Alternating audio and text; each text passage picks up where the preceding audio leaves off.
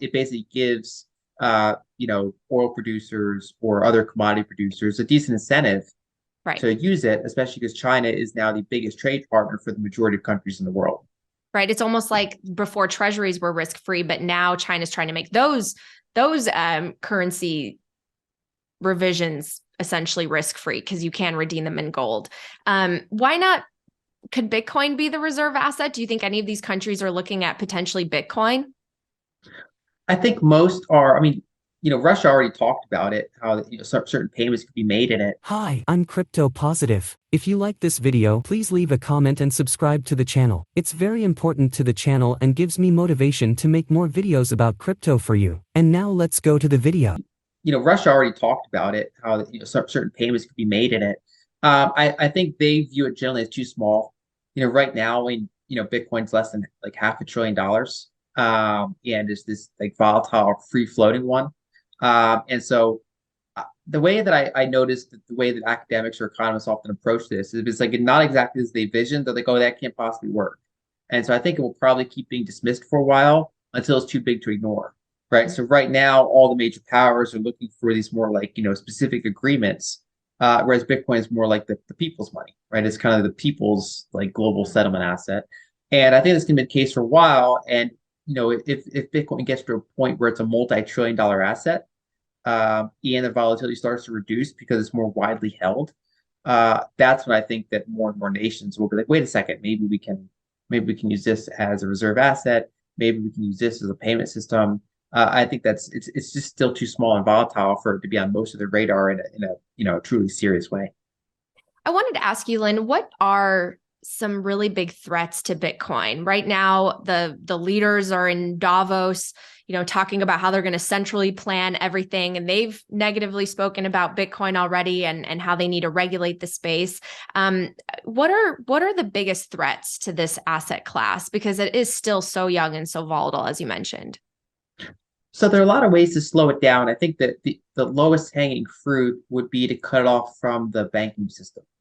And so, the way that, say, in the United States, we have the First Amendment, and we have other kind of protections that have been successfully used to, defend the use of encryption, defend the use of code as speech, right? So it's pretty hard to tell people that you cannot run a full node open source software, that you can't, memorize 12 words, that you can't, flip a coin 256 times and generate a private key, right? It's very hard to enforce on that level. But it's really easy to tell banks that you can't send money to crypto exchanges or brokerages, or fiat on ramps into Bitcoin and crypto and things like that.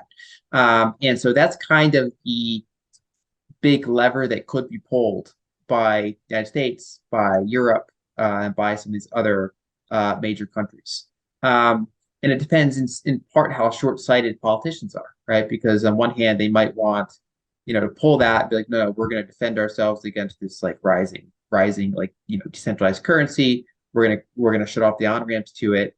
But then you also drive out businesses from your jurisdiction, right? So if the United States does it, but Australia comes out or another country comes out and says, build all your businesses here, then it basically, in the long run, is probably not going to be good for that.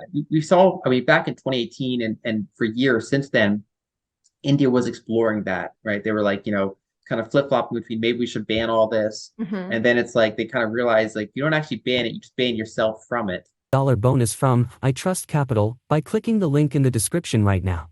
Now let's get back to the video. Which can maybe work temporarily, but it's not really a good long-term strategy. And so overall, I think that the biggest impediments are just restrictions on privacy, attempts to make it harder to self-custody your asset, as well as kind of the potential giant attack would be to severing from the banking system. But that'd be a pretty major event.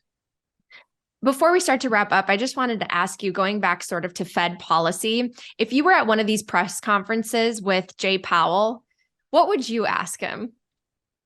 I think it's a really good question because, I mean, I probably try to troll a little bit, not because I dislike him. It's just because I find the process so interesting. I mean, my view is that I just fundamentally disagree that actually managing the root layer of money is a good thing, right? I mean, kind of like how most if you talk to most people, you say, would you say that price controls are a good thing? They'd say no. And it's like, well, why are we controlling the price of money then? Like, why are we actively deciding that, Florida, everybody in Florida has to have the same price of money as everybody in Washington State, right? Why in a country of 330 million people, why do we have this like nationwide price setting thing for money? Why can't we let it happen more organically? But in any sort of tactical sense, I know that those types of questions don't really matter. And the Fed's going to do what it's going to do. It's going to manage its own ledger the way that it sees fit. And so, if I was like realistically, if I was at like a Fed event, I'd probably be approaching it like any other reporter does. Like, what factors are you considering for how you're going to approach this? Things like that. So it's kind of like what I actually think versus if it was my job to do that sort of thing, what I would have to focus on in order to, basically get useful information for people in any sort of like near-term sense.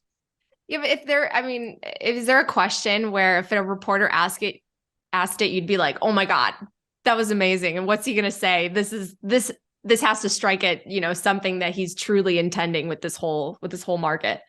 I think if you point out like the US fiscal situation, you say, okay, if you hold rates this high for this long, and that starts compounding into higher and higher interest expense on the US debt, and you start to kind of just place that math in front of them. The math is so painfully obvious, and they always kind of like ignore it. If you could structure a question so they has to kind of address it, it could be pretty funny.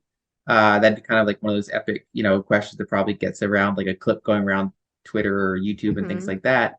But I think it's going to be ignored until it's not. I think that during the repo spike of 2019, I think some reporters missed up some really good questions because essentially that was a T-bill oversupply problem. And the Fed was in this awkward position of having to increase their balance sheet while saying we're not doing QE. I do think there will be future events like that where they're forced to buy treasuries, even if we're not necessarily in a recession. And the mental gymnastics or the verbal gymnastics they have to go through to explain why exactly they're doing that gives reporters a really good chance to be like, so, why exactly are you doing this? You're saying there's too many treasuries in the system. What does that mean? Right. And so I think those are the more fun questions to explore. Right. Well, you touch on that important point we always mention in the Bitcoin space. It's just math, and they have to print. We have to go further in.